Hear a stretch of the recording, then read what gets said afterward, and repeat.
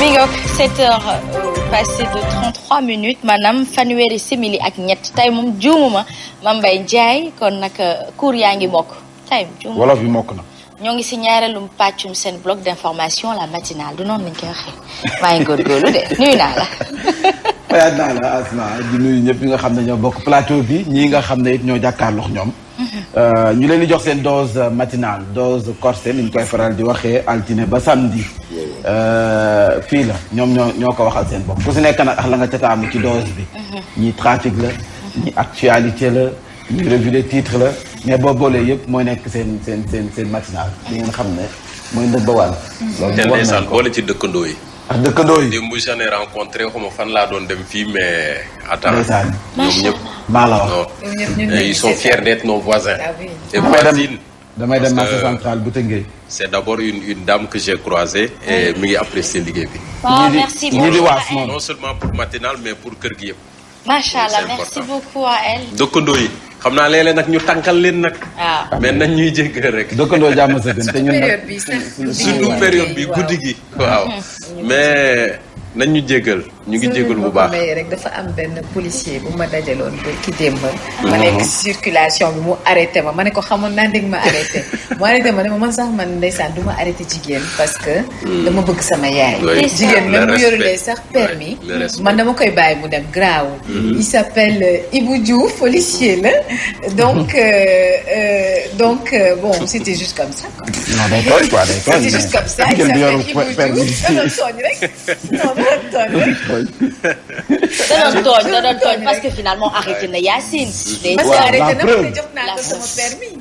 da doon tooñ man la bëggoon kii rek xam naa après parce que tooñ na bëggoon dafa fonk jigéen dafa fonk jigéen ndax yaayam c'est important. mais ñu bëri sax bu ñu nee nii xàmmee la bon après ils discutent avec toi duñ la sax pièce après bon parce que ñoom également ci seen biir liggéey dañ leen koy wax. mu nekk benn policier bu gentil sax très très gentil yaayam tudd Sophie Niang dëkk Fatick.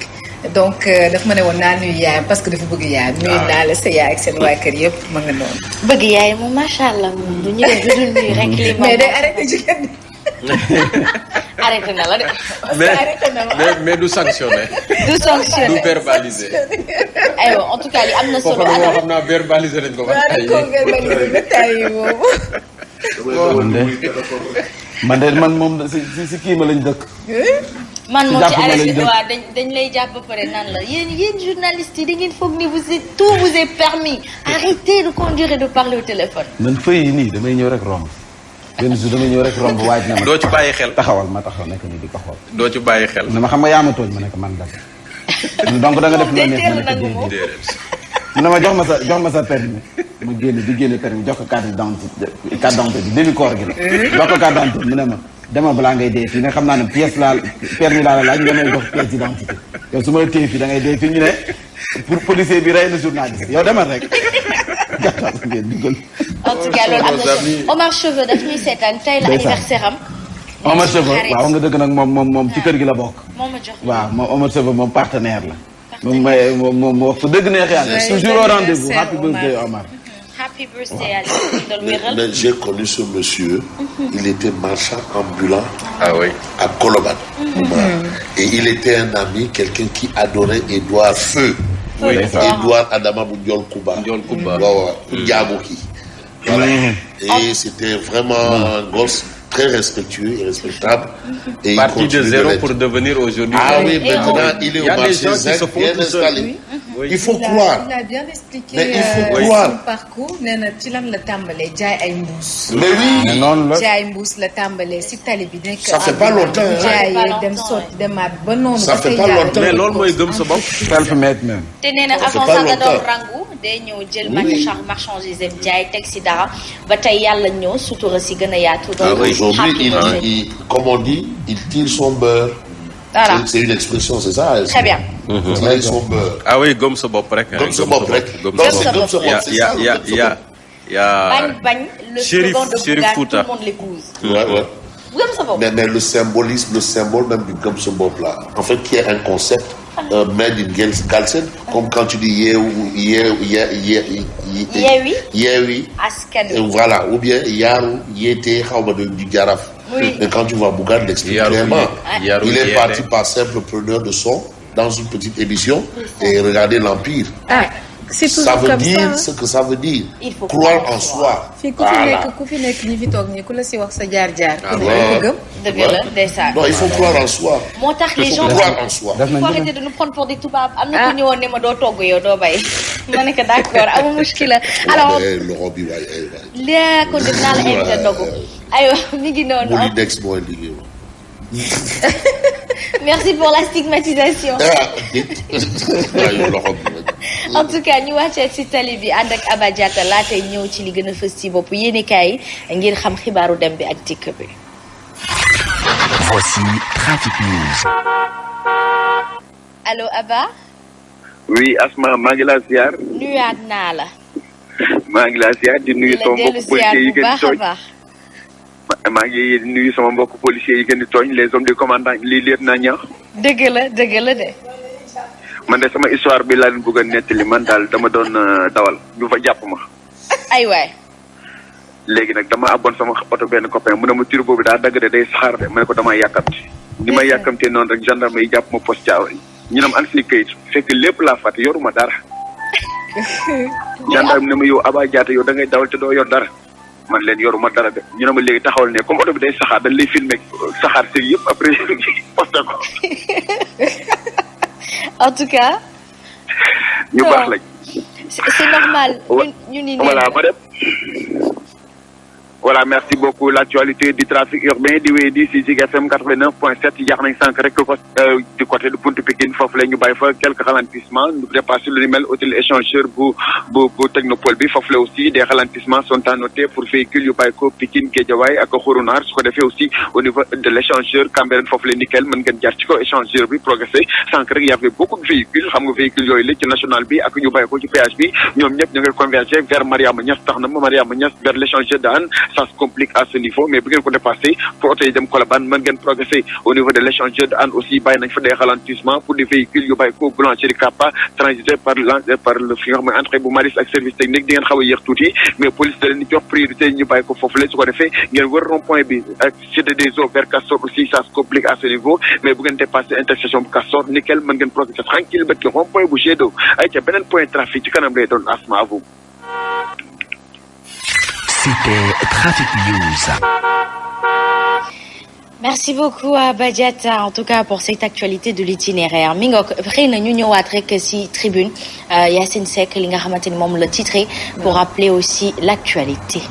tribune nag tey dafa daal di dellu si ci li nga xamante ni moo di entre la peur de forcer et le désir de se présenter c'est le grand cafouillage nee na tey entre Macky ak Idi donc démb Simon Faye Mamadou Fofana Fabrice Nguema ki nga xamante ni moo di Idrissa Seck daal dina woote ab ndaje fa finalement ñu daal di koy annuler on se pose la question de savoir ana lan moo tax sax ñu annuler ndaje googee. mais loolu laa doon junj sànq ma ne Idi même bu waxul nit ñaa ngi wax ci moom. oui moom il a cet art de communiquer et defe naa moom ak Wade ñoom ils sont des spécialistes dans ce domaine.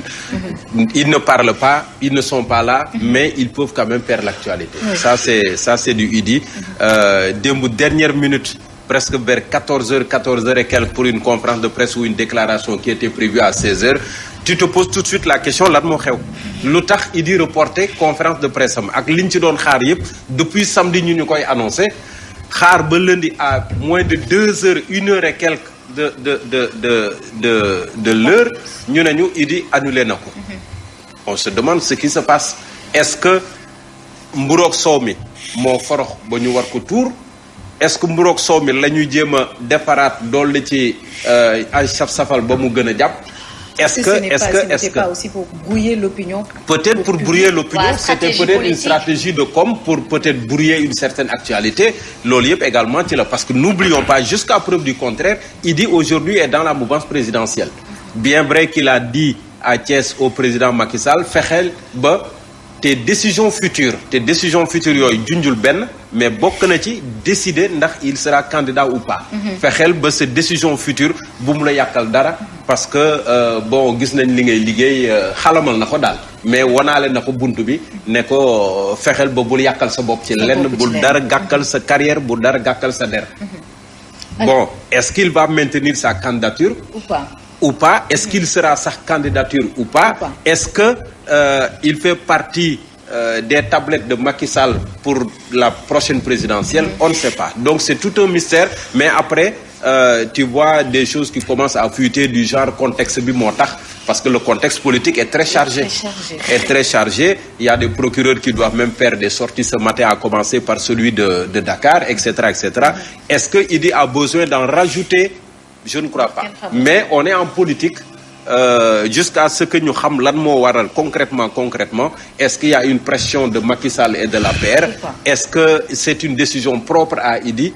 On verra. Beaucoup de questions se posent. Mamadou Fofana, énormément. Le président bu parti Rewmi par ailleurs mu di président du conseil économique social et environnemental mu di Idrissa Seck donc nee nañu ci tribune ba tey il éteint ou même il allume et éteint la bougie du chantage politique. Est-ce que vous êtes d'avis?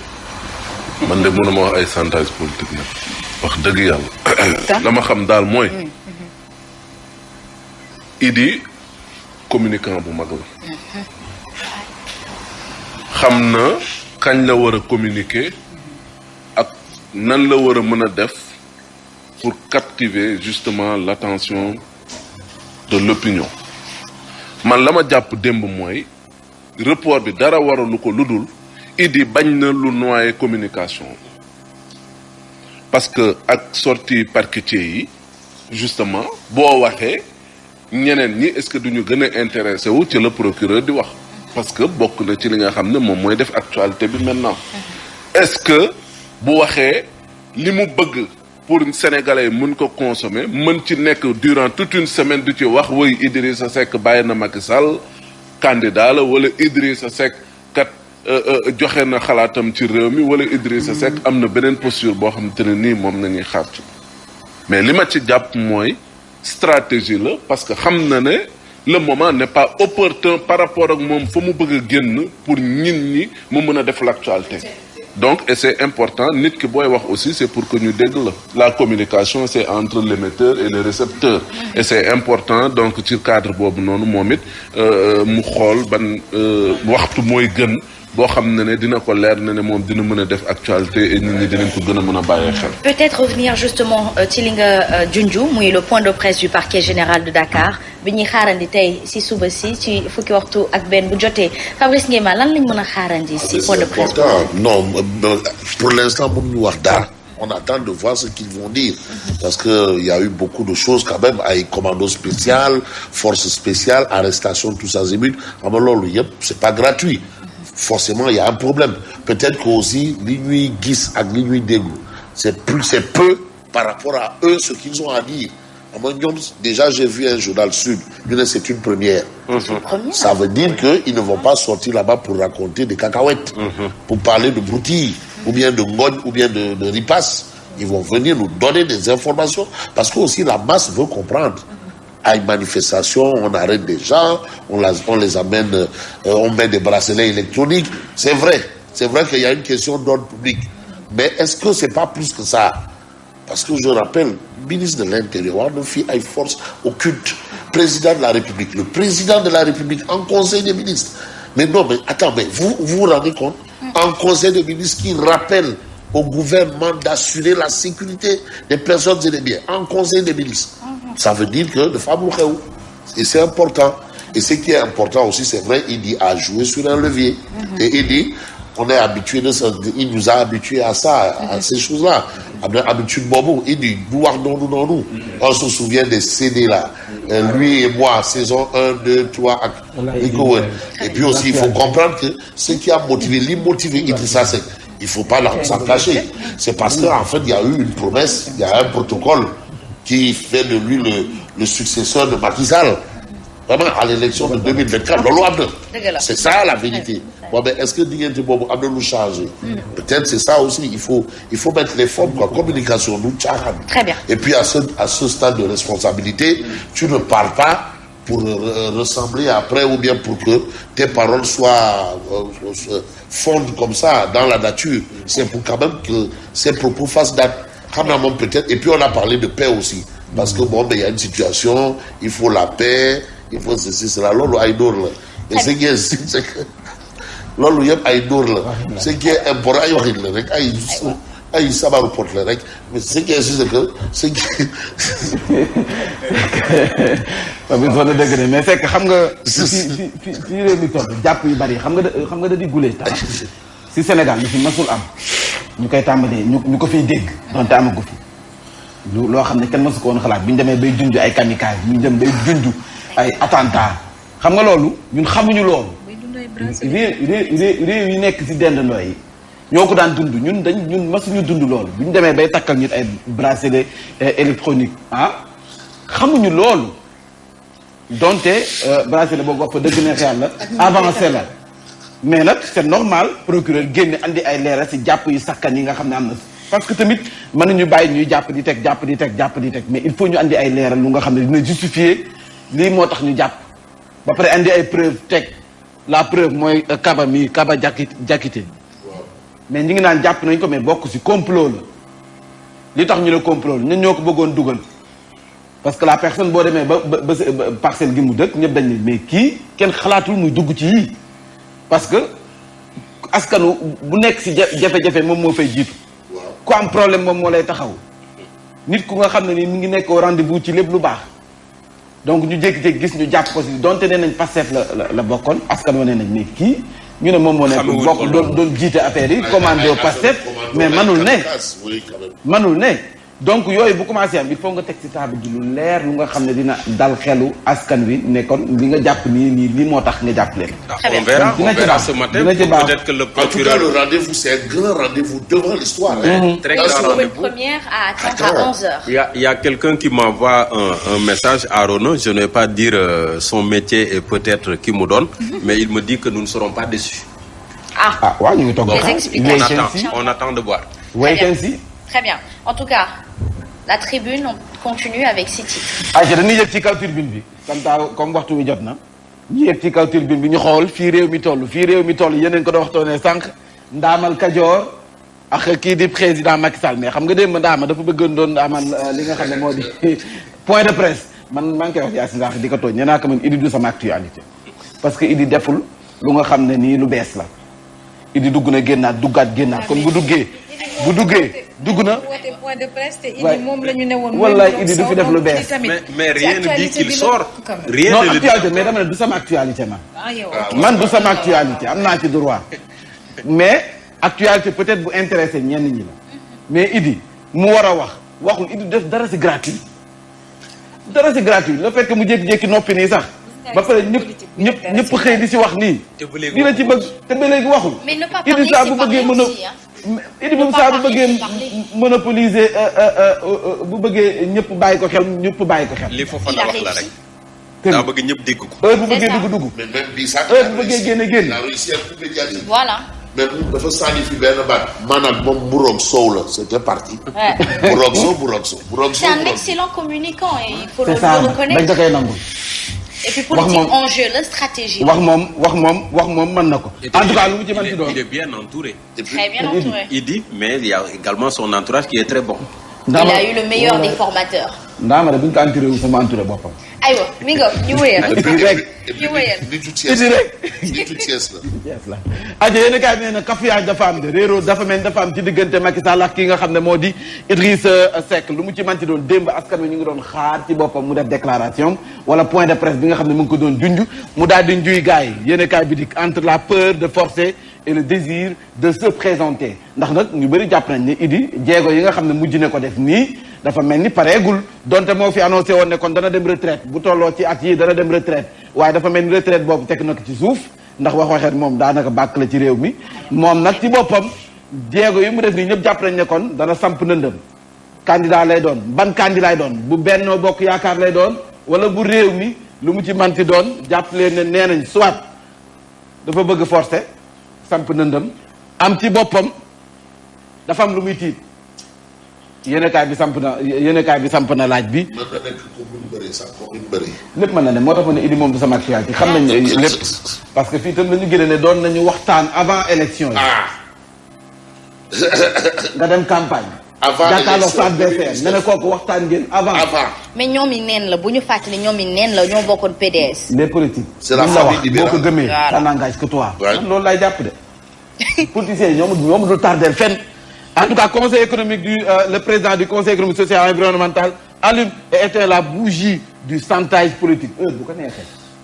parce que daf ko mën nañ ko nangul nag loolu moom ndaamal Kajoor dañ la koy nangul les mises en garde du général Moussa Fall bi yeboo nag lii ñë si ñëpp bàyyi xel yéen xale yi jeunesse bi bàyyi leen ci xel Moussa Fall mooy wax de général nee na celui qui cherche à déstabiliser le pays périra.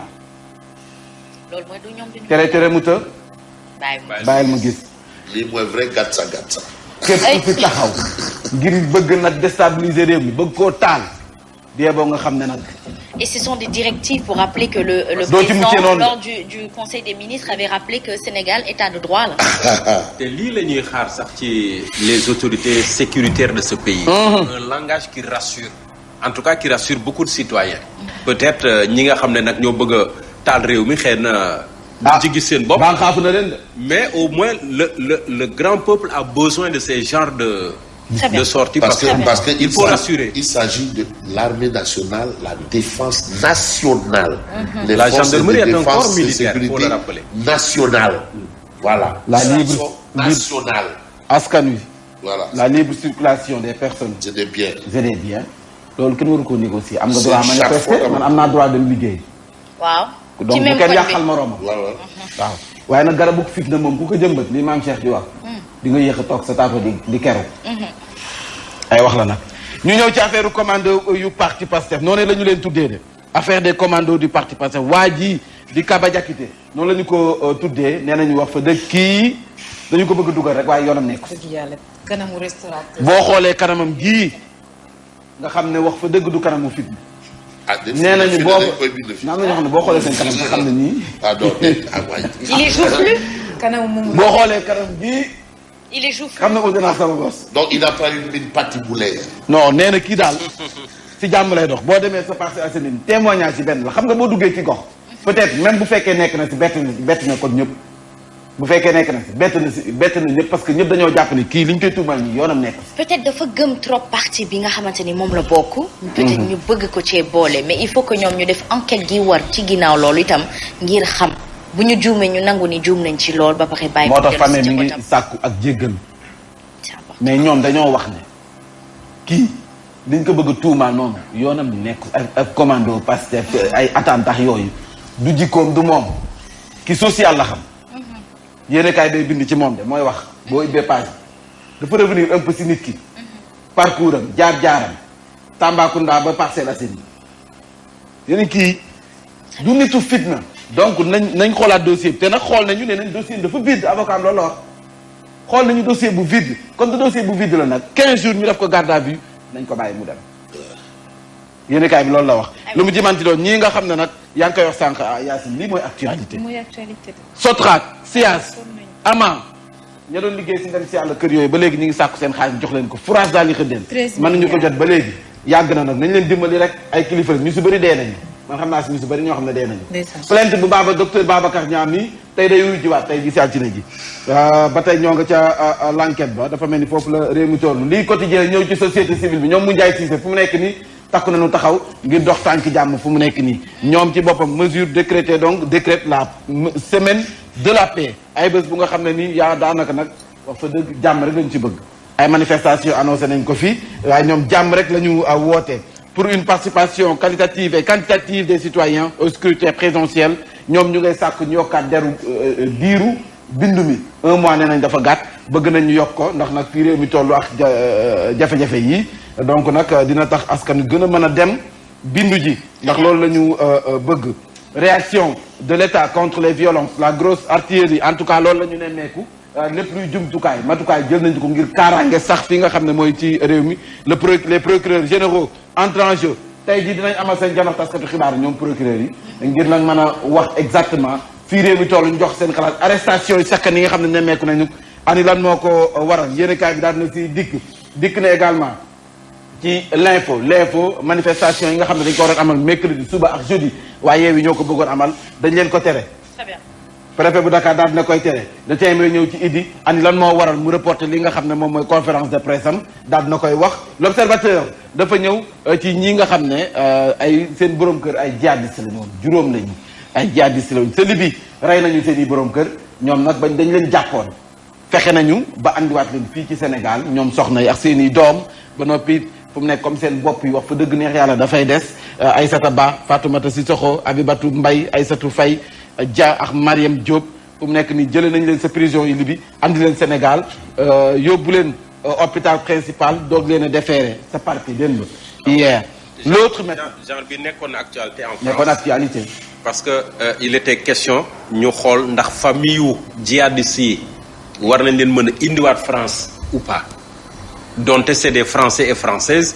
Est-ce que wóor nañu indiwaat leen ci biir réew mi mais bon comme nguur gee leen rapatrié de Libye on verra bien yóbbu nañ leen je pense consultation principale après ñu yeggee leen le parquet on verra ce que le parquet va décider xaw ma nag en tout cas Yewwi bëgg amal manifestation le 3 avril xam ngeen nag sunu défilé bi nga xam ne si lañ koy amal Yewwi dafa bëgg saboter défilé sunu feetu indépendance en tout cas Walf Quotidien noonu la ko bindee Libération dikk ci ñu doon waxtaanee sànq soxna yooyee nga xam ne andiwaat nañu leen gannaaw nag ba seen i borom kër ñu jàppoon leen faat leen sax ci wàllum djihadisme foofee sa Libye wàllum napp mi jafe-jafe yi nga xam ne ñu ngi ko si jànkonteel lii rek tamit actualité la man lii sama actualité la il faut napp mi ñu wax si yow ak sa mbokki napp maa sama mbokki nappkat yi ndax nag jën ci boppam dafa manqué ci réew mi ñooy sunu xarit nag ndax bu ñu lekkee jën moom ñoo ma ceeb bu neexee rek ci réew mi ñoo ma ceeb bu santee bu tuddee pembe sant mbay waaw ñoo ma c'est parce que jën baa ca rax jën nga ca bu ci jën nekkatul rek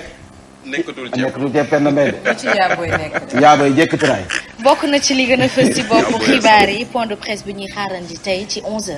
11h lay doon sa palais de justice bu à Dakar mu mel ni kon ñeneen ci gox yeex gox-goxaan yi Ndar Saint-Louis wala sax Ndar Thiès Tambacounda Ziguinchor ñooñu yi jàppale ne kon daan jàkkaarloo taskatu xibaar yi parquet général ba mu mel ni it loolee ñu ngi ko nemmeeku ci jamono ji nga xam ne ñu bëri dañu leen teg loxo te ñu bokk ci waa PASTEF tegum loxo googee sax jàppale ne kon njiital clinique suma assistant docteur Babacar Niang moom ci boppam tey ji dafay delluwaat jëm ci moom l'enquête bi secrétaire national bu communication El Malick Ndiaye moom dañu ko teg loxo waaye nag liberté provisoire lañ am takkal ko li nga xam ne moo di bracelet électronique bi Kaba Diakité moom lañ doon waxtaanee sànq kenn amatul ay xibaar ci moom dañu ko boole ci commando yi Pastef yi mayaat nañu ko 3 retours de parquet ay avocat am nag nee nañu dossier bu vide la ñu am te njabootam ci boppam ñu ngay sàkku ñu jékkal ko ba noppi